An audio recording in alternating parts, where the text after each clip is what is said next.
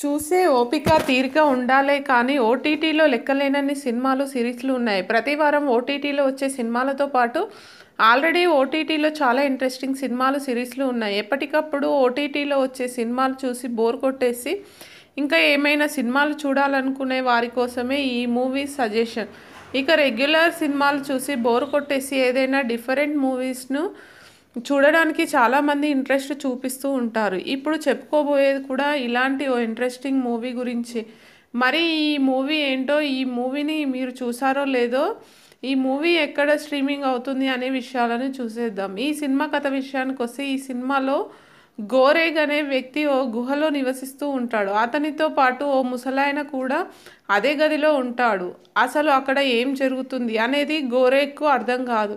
దీనితో ఆ ముసలాయన అక్కడ జరిగే ప్రాసెస్ను అతనికి వివరిస్తాడు. ఓ పెద్ద బిల్డింగ్లో ఫ్లోర్స్లా ఉండే ఆ గుహలో గదికి 2 మనుషులు చొప్పున ఉంటారు. ప్రతిరోజు ఫుడ్తో ఉన్న ఓ ప్లాట్ఫామ్ ప్రతి ఫ్లోర్లో 2 నిమిషాలు ఆగుతుంది. పై ఫ్లోర్లో వాళ్ళు మిగిల్చిన ఆహారం మనం తిని బతకాల్సి వస్తుందని ఆ ముసలాయన గోరెక్కు చెప్తాడు. అసలు విషయం ఏంటంటే ఆ గుహలో దాదాపు 333 ఫ్లోర్స్ ఉంటాయి.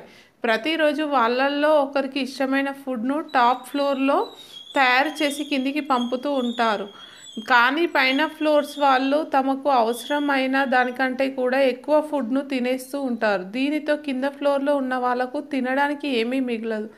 దీనితో ఆకలికి తట్టుకోలేక అక్కడ మనుషులలో ఉన్న జంతు స్వరూపం బయటకు వస్తుంది. కింద ఫ్లోర్లో వ్యక్తులు బతకడం కోసం తమ గదిలో తమతో పాటు ఉండే వ్యక్తులనే చంపేసి వాళ్ళ మాంసాన్నే కొద్ది కొద్దిగా తింటూ ఉంటారు. సరిగ్గా ఇదే చోటికి గోరేగ్ వస్తాడు. కొన్ని రోజులు అతను కూడా బాగానే ఉంటాడు. కానీ ఆహారం దొరకకపోయేసరికి 2 సార్లు తన రూమ్మేట్ని చంపి తినేస్తాడు. అసలు అతను అక్కడికి ఎందుకు వెళ్తాడు? ఆ గుహలో ఏం జరుగుతుంది? అక్కడి తోటి మనుషులను ఎందుకు చంపి తినాల్సి వస్తుంది? వాళ్ళకు అలా ఫుడ్ ఎందుకు వెళ్తుంది? చివరికి ఏం జరిగింది? ఇవన్నీ తెలియాలంటే ది ప్లాట్ఫామ్ అనే ఈ సినిమాను చూడాల్సిందే. ఈ సినిమా ప్రస్తుతం నెట్ఫ్లిక్స్లో అందుబాటులో ఉంది. ఇప్పటి వరకు ఈ సినిమాను ఎవరైనా మిస్ చేస్తే మాత్రము వెంటనే చూసేయండి. ఈ సినిమాపై మీ అభిప్రాయాలను కామెంట్స్ రూపంలో తెలియజేయండి.